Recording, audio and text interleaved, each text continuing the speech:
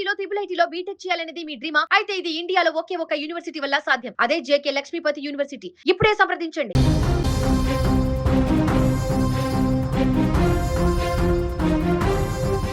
కట్టుకున్న భార్యనే మృత్యువుగా మారి ప్రాణాలు తీస్తే అంతకంటే దారుణం మరొకటి ఉండదు. సంగారెడ్డి జిల్లా నారాయణఖేడ్లో చోటు చేసుకున్న ఒక హత్య ఇప్పుడు అందరినీ దిగ్భ్రాంతికి గురిచేస్తోంది. నర్సుగా పనిచేసే కల్పన అనే మహిళ తన సంబంధానికి అడ్డుగా ఉన్నాడనే కారణంతో తన మెడలో తాళి కట్టిన భర్త ముత్యం రెడ్డిని అంతం చేయడానికి అత్యంత కిరాతకమైన ప్లాన్ చేసింది. భర్త హత్యకు ముందు తన ప్రియుడినే స్వయంగా భర్తకు పరిచయం చేసి హోటల్కు తీసుకెళ్లి విందు భోజనం తిని ఆ బిల్ కూడా భర్త చేత కట్టించి మరీ భర్తను హత్య చేయించింది. ఈ కన్నింగ్ ప్లాన్లో భాగంగానే ముత్యం రెడ్డిని నమ్మించి పొలం వద్దకు తీసుకెళ్లి ముందుగానే జేసీబీతో తవ్విన గోతిలో పాతిపెట్టారు. ఆ తర్వాత ఏమీ తెలియనట్టుగా భర్త కనిపించడం లేదంటూ మరో నాటకానికి తెరలేపింది. ప్రేమ, నమ్మకం వంటి పవిత్రమైన బంధాలను అక్రమ సంబంధం కోసం బలిపెట్టిన కల్పన చివరకు పోలీసుల కాల్ డేటా విశ్లేషణతో తన బండారాన్ని బయటపెట్టుకుంది. నారాయణఖేడ్లో జరిగిన ఈ దారుణమైన హత్యలో భార్య కన్నింగ్ ప్లాన్ ఇప్పుడు అందరినీ షాక్కు గురిచేస్తోంది.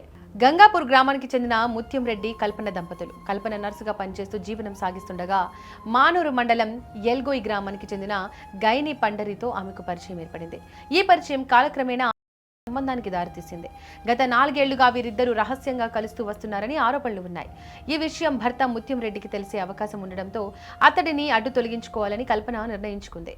ప్రియుడు పండరి అతని అన్న విఠల్తో కలిసి పథకం రచించింది. ఈ నెల 15న ముత్యం రెడ్డిని నారాయణఖేడ్లోని ఒక హోటల్కు తీసుకెళ్లింది. ఇది సాధారణ భోజనం కాదు, భర్తను తన ప్రియుడికి పరిచయం చేసేందుకు చేసిన ప్రయత్నం. ఆ హోటల్లో భర్త, ప్రియుడు పండరి కలిసి దాదాపు గంట పాటు ముచ్చటించుకున్నారు. ఆశ్చర్యకరమైన విషయం ఏమిటంటే తనను చంపబోతున్నాడని తెలియని ముత్యం రెడ్డి స్వయంగా అక్కడ బిల్లు కూడా చెల్లించాడు. భోజనం ముగిసిన తర్వాత ముత్యం రెడ్డిని తన పొలం వద్దకు పిలిపించారు. ముందుగానే జేసీబీతో తవ్విన గుంత సిద్ధంగా ఉంది. పొలం వద్దకు రాగానే పండరి, విఠల్ కలిసి నైలాన్ తాడుతో ముత్యం రెడ్డి గొంతు బిగించి దారుణంగా హత్య చేశారు. చనిపోయిన తర్వాత మృతదేహాన్ని ముందే సిద్ధం చేసిన గోతులు పడేశారు. సాక్ష్యాలు దొరకకుండా మట్టితో కప్పేశారు. ఆ తర్వాత కల్పన తన నటనా చాతుర్యంతో 18న పోలీస్ స్టేషన్లో భర్త కనిపించడం లేదని ఫిర్యాదు చేసింది. పోలీసులు కేసు నమోదు చేసి దర్యాప్తు మొదలుపెట్టారు. భార్య కల్పన ప్రవర్తనపై అనుమానం వచ్చిన పోలీసులు ఆమె కాల్ డేటాను విశ్లేషించారు. హోటల్ సీసీ కెమెరాల విజువల్స్ పరిశీలించగా అసలు నిజం బయటపడింది. భర్తను చంపక ముందు హోటల్లో ప్రియుడికి పరిచయం చేసిన తీరు, ఆ తర్వాత చోటు చేసుకున్న పరిణామాలను పోలీసులు గుర్తించారు. నిందితులను అదుపులోకి తీసుకుని విచారించగా అసలు విషయం బయటపడింది. నిందితులను అరెస్ట్ చేసి జ్యుడిషియల్ రిమాండ్కు తరలించినట్లు నారాయణఖేడ్ ఎస్ఐ శ్రీశైలం తెలిపారు. ప్రేమించిన వ్యక్తి కోసం కట్టుకున్న వాడిని బలి తీసుకున్న ఈ ఘటన సమాజంలో భద్రతపై అనేక ప్రశ్నలను లేవనెత్తుతోంది. గత 16 తారీఖు రోజు చెంబన్నోల ముత్యం రెడ్డి, సన్నాబ్ నరసింహారెడ్డి, గ్రామం గంగాపూర్. 16 తారీఖు నుంచి ఆయన కనబడటం లేకపోతే 2 రోజులు మేమందరం వెతికినాం, ఎక్కడ కూడా దొరకలేడు.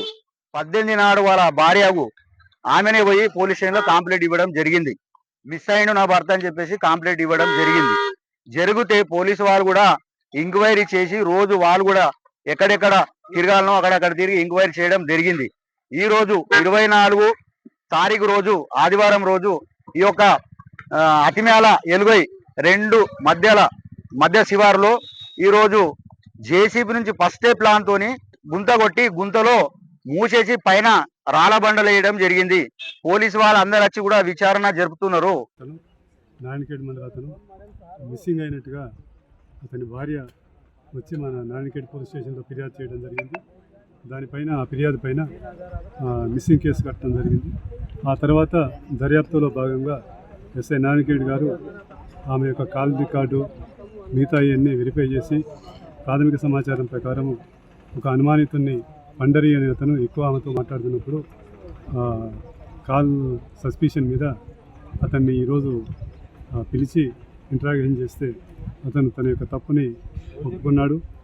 ఆ యొక్క మిస్సింగ్ పర్సన్ ముత్యం రెడ్డిని ఇతను అదే రోజు 16th రోజు అతని చెరువు ఎల్గోయి గ్రామస్తుడు, మనూరు మండలము.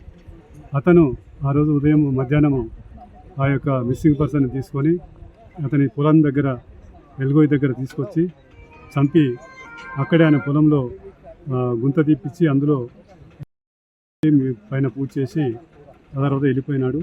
ఈరోజు ఆ ఇన్వెస్టిగేషన్లో అతను తన తప్పును ఒప్పుకున్న తర్వాత అతని కన్ఫెషన్ ఆధారంగా ఇక్కడ పొలం దగ్గరికి రావడం జరిగింది. అతను చూపించాడు ఆ స్థలాన్ని.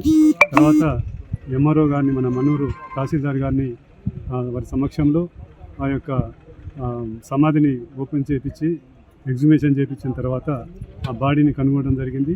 వారి రక్త బంధువులు బాడీని ఐడెంటిఫై చేశారు. చనిపోయిన అతను ముత్యంరెడ్డిది ఆ బాడీ అని చెప్పారు. ఆ తర్వాత ఇన్వెస్టిగేషన్లో భాగంగా పోస్ట్ మార్టం చేయించి వారికి హ్యాండ్ ఓవర్ చేయడం జరుగుతుంది.